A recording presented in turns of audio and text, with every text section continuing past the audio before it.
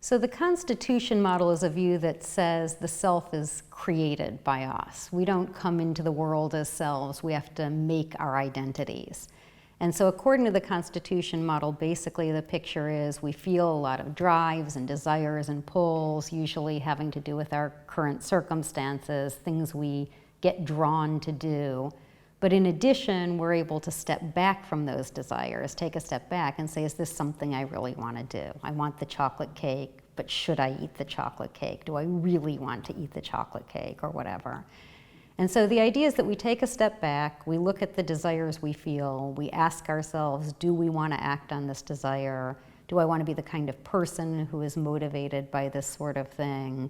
Do I want my life to go the way my life would go if I were driven by these kinds of motives and desires?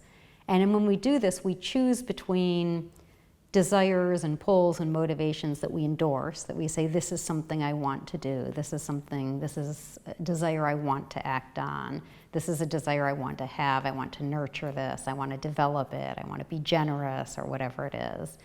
And here's a desire that I don't want to act on, that I don't want to nurture, that I would rather get rid of. This is a greedy desire or something. I don't want to feel that way. I don't want those things.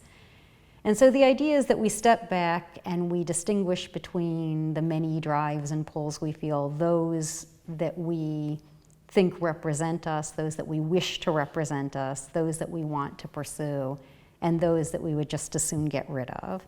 And the true self, or the real self, is those sets of desires where I've taken a stand and said, right, I've got a conflict and here's where I stand. I want to stand on the side of generosity rather than greed, or whatever it is, on abstinence rather than chocolate cake, whatever it is.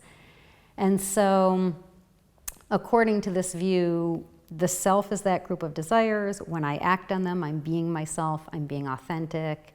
If I should fail to act on one of these commitments or desires that I've endorsed, then I'm being inauthentic, weak of will, I'm undermining my agency, and this is going to undermine my flourishing. If I can't establish a clear and consistent and well-developed set of desires that represent what I want to do and how I want my life to go, I fail to make myself a true agent, and so I fail to make myself a true person. I'm just drifting through life.